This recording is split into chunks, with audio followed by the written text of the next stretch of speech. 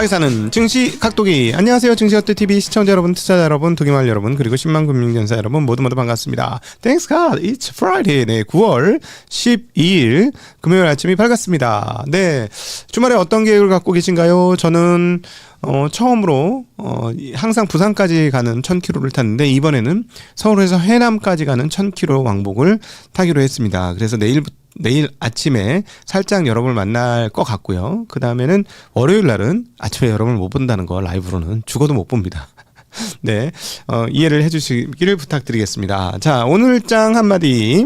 주식시장과 채권시장의 반응이 조금 다른데, 네, 주식시장과 채권시장 반응이 조금 달라요. 오늘 이제 그 몇 가지 주요한 이슈가 있죠. 고용이 있지요, 물가가 있습니다. 고용과 물가가 같이 움직였는데 이 둘이 씨름을 했는데 오늘은 누가 이겼을까? 네, 고용이 이겼습니다. 왜냐하면 물가는 예상치 수준에서 나왔는데 고용이 예상보다 훨씬 높게 실업자들이 증가했기 때문입니다. 이건 단기 데이터이긴 한데 그동안에 최근에 계속 꾸준히 고용 상황들이 실업이 증가하는 흐름을 보여준 상황에서 조금 높게 팍 튀니까 이쪽에 무게추가 훨씬 세게 보였다 라고 하는 게 오늘 장의 핵심이다 라고 말씀드리겠습니다. 자, 이렇게 되면 어떻게 되나요? 네, 금리 상황들이나 이런 것들은 어떻게 되나요? 당연히 금리가 떨어지는 게 총상이겠죠. 왜냐하면 고용 쪽이 안 좋으니까. 이거 어떻게 되는지 한번 차차 살펴보도록 하겠습니다. 그리고 많은 분들이 저희 방송이 좀 어렵다 그러시더라고요. 제가 최근에 JTBC에 갔더니 그 앵커님께서 이제 공부 차원에서 증시각도 TV를 보는데 조금 어려웠는데 계속 듣다 보니까 조금 이제 알겠다 뭐 이렇게 얘기를 하시더라고요. 저는 쉽게 얘기한다고 하는데 아무래도 축약해서 하다 보니까 풀어서 헤쳐서 설명을 해드릴 수 없어서 그런 한계가 있습니다. 그래서 죄송한 말씀이지만 시간의 한계가 있기 때문에 저희가 계속 늘어지게 길게는 할 수 없어서 계속해서 축약되는 내용으로 갈 수밖에 없고, 근데 이게 1년 듣고 2년 들으면 귀에 들어오더라, 귀에 박힌다. 뭐 이미 한 3, 4년 들으신 분들은 저에게 또 하나 지겨워 이렇게 하실 수 있어요. 그런 분들은 조금 이해를 해주시고. 자, 오늘 핵심적인 거는 일단 CPI를 기다렸습니다. 그동안 CPI 어떻게 나올 거냐 했는데 CPI 테이블부터 한번 보도록 할게요. CPI가 어떻게 나왔느냐. 소비자 물가지수가 전년 대비 2.9% 나왔습니다. 전월은 2.7%였습니다. 그리고 전월 대비로는 자, 일반 헤드라인 소비자 물가지수가 지난달에 0.2%였는데 이번에는 0.4%가 나왔습니다. 낮아요, 높아요? 나 물어보고 싶어. 이게 낮아요, 높아요? 자, 2.9%가 나왔고 전월 대비는 0.4%가 나왔단 말이야. 0.4%? 0.4% 전월 대비? 이거 엄청 높은 거지. 엄청 높다고. 자, 근데 2.9%는 예상했던 거고 근원 볼까요? 근원 3.1 나왔습니다. 3.1이니까 똑같지. 괜찮다 이거지. 전월은요. 전월도 0.3으로 근원 똑같아요. 그러니까 사람들이 뭐냐. 야, 헤드라인 뭐가 중요해? 근원이 중요한 거 아니야. 코어. 우린 코어가 세야 되는 거 아니야. 코어가 중요해. 이러면서 헤드라인 안 본 거죠. 헤드라인 전월치도 안 본 거예요. 자, 그러니까 시장이 그냥 별반 상관없이 달렸다. 그런데 뭐는 봤어?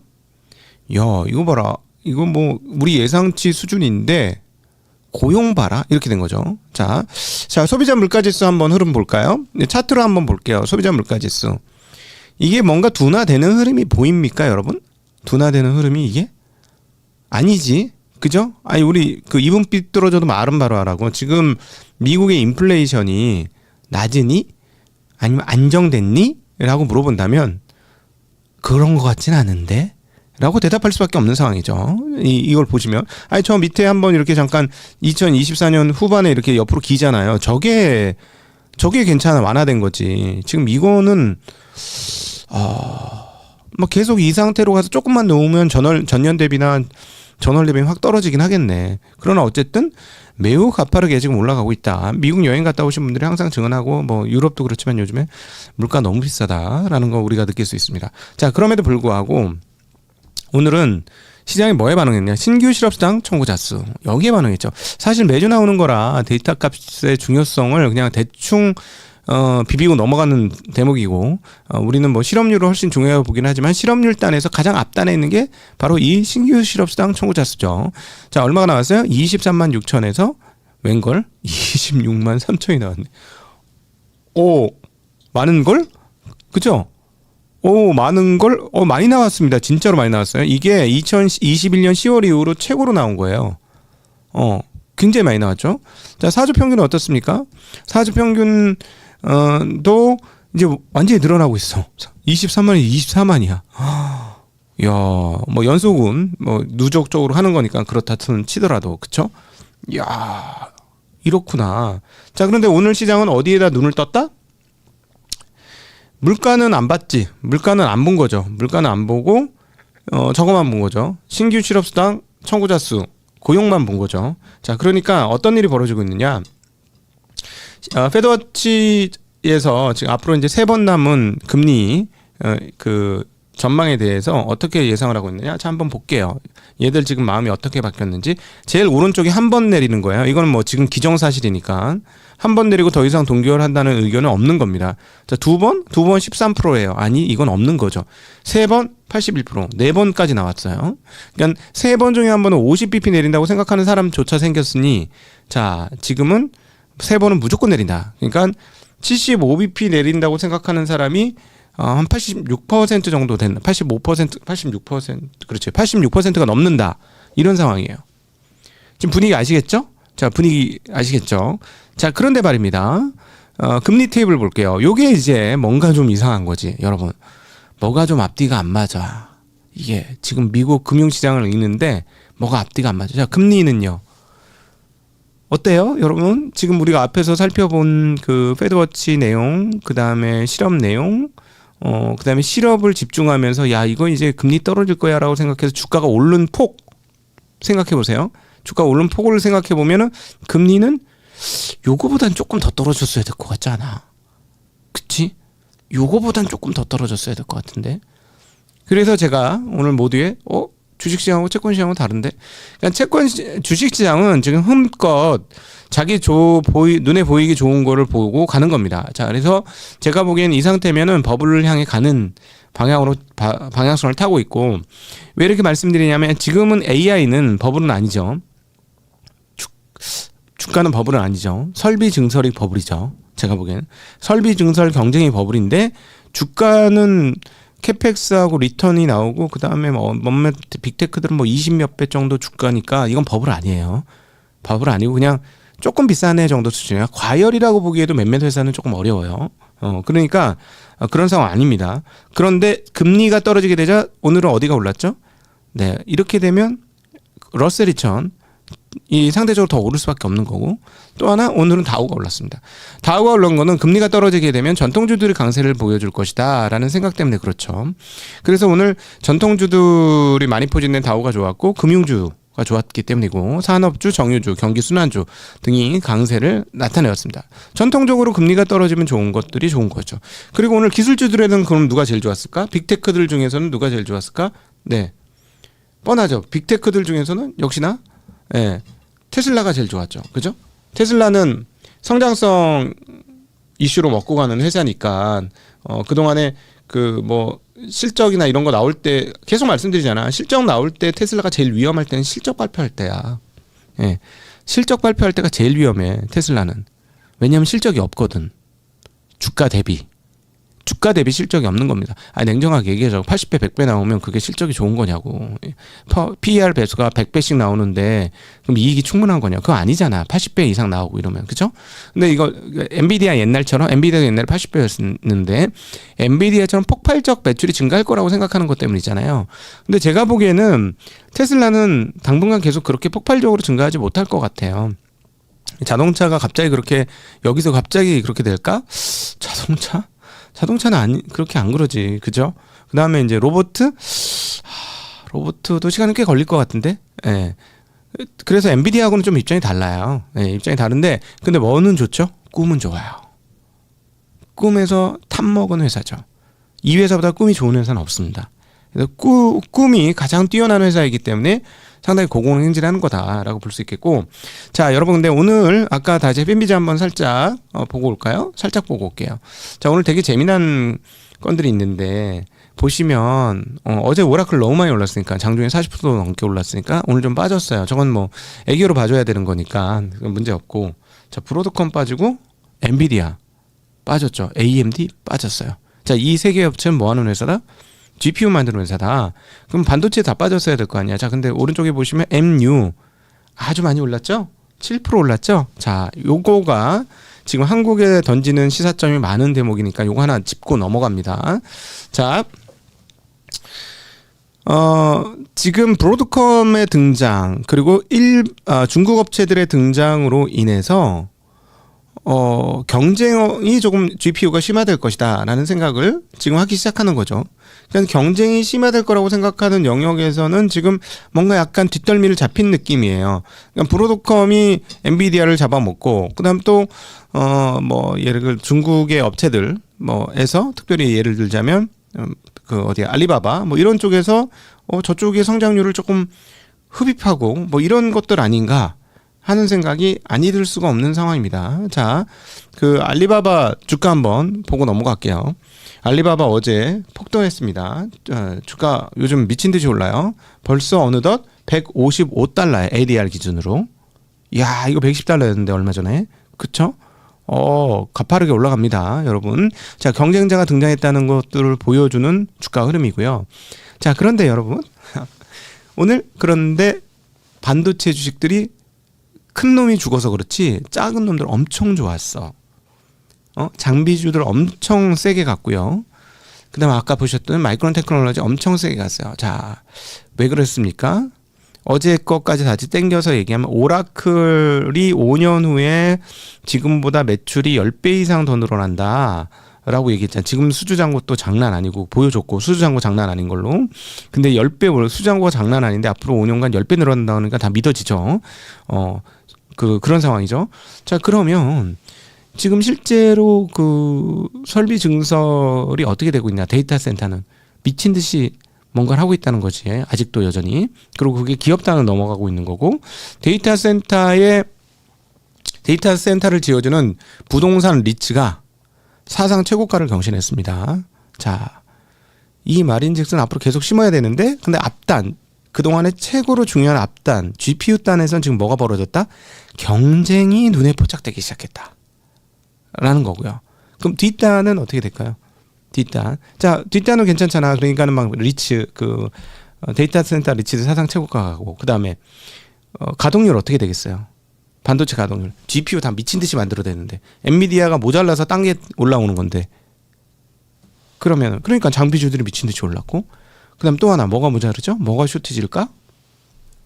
GPU는 여러 회사가 막 만들어 제끼는데, 자, 그러니까 여기서 삼성전자의 파운드리도 눈에 띄는 거죠. XAI의 문제이긴 합니다만. 뭐가 눈에 띄어?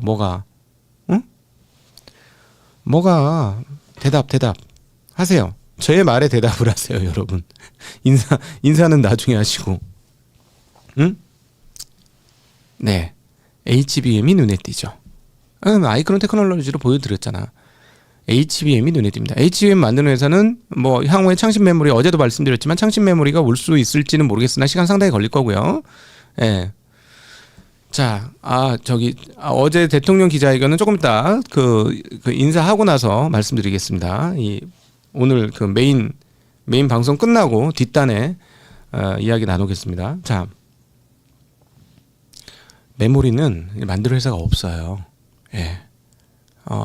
이게 그래, 우리는 뭐냐면, 그래, 풍하고 울려라, 놀아야, 놀아. 그래, 뭐가 필요해? 과일 안주? 그래, 과일 안주 줄게. 그 다음 매운탕 줄게. 이게 HBM 상황이에요, 지금. 앞단에 신나게 지금 파티를 하고 있는데, 재료가 필요하단 말이야, 재료가. HBM이란 재료가 필요해, 지금. 줄게. 오케이, 갖다 드릴게요. 더 필요한 건 없으세요? 12단이요? 4요? 그거 조금 비싼데 괜찮겠어요? 괜찮아. 빨리 갖다 줘. 그래요? 4 갖다 드릴게요. 근데 여기 좀 적당한 안주는 없어요? 3 12단도 있어요. 3 12단 갖다 드릴까요? 4보다는 훨씬 싸죠. 괜찮아요. 성능 그럴싸합니다. 갖다 주세요. 이런 상황 아니겠어요? 예. 3, 4 다 완전히 지금 쇼티지 상황이다라고 정리해서 말씀드릴 수 있을 것 같아요. 예. 그러니까 지금 메모리 업체들은 너무 좋다. 한국 주식시장도 나쁠 게 없다. 여기에서 어제 기자회견, 중요한 기자회견이지. 계속 얘기했던 거예요. 저희 증시 가꾸기 TV에서는 약간 여러분 재수없게 보일지 모르겠습니다만은 예상했던 바고, 그래서 그것을 계속해서 우리가 주장했던 바고, 네, 예상했던 바입니다. 어제 ECB에서는 금리 동결을 했습니다. ECB에서 금리 동결을 했기 때문에 이제 그러면 환은 어떻게 됐을까요? 여러분의 이제 딱 답이 나오죠. 안 보고도 답이 나오겠죠. 지금 설명드렸는데 미국의 그 고용은 꺾였고 주식시장은 좋긴 했는데 고용은 꺾였고 인플레이션은 높게 나왔어. 근데 높게 나온 건 알고 있었다라고 치부했어. 근데 어쨌든 고용은 꺾인 게 너무 심하게 꺾였어. 그다음 유럽은 금리 동결했어. 그러면 환은 어떻게 됐을까요? 이제 답 나오죠? 예. 이렇게 되면 환이 나오죠. 달러가 유로 대비 약세입니다. 오늘 약세였어요. 이것은 달러가 이거는 유로가 강해서가 아니고 그냥 유로는 그냥 동결 쳤을 뿐인데 동결 친 게 지금 되게 매파적으로 보이는 상황인 거예요.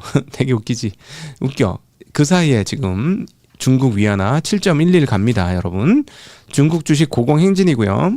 저희 중국 마감 잘 보셔야 될 거예요. 이번에 이제 찐이님이 진짜 찐이잖아, 그죠? 찐이 와가지고 우리 그저께 저거 얘기했다. 폭스콘 상한가 갔다고. 어제 또 상한가 갔다. 데이터 센터 난리 났다고 했는데 미국도 지금 데이터 센터 난리 났죠? 데이터 센터 지어주는 회사 중에 하나가 폭스콘이에요. 폭스콘의 절반은 데이터 센터 지어주는 일이고 절반은 휴대폰 만들어주는 일입니다. 아이폰. 예. 이제 중국의 위안화가 강세가 보여진다는 건 중국 시장의 계속적 강세 가능성도 엿보이는 것이죠.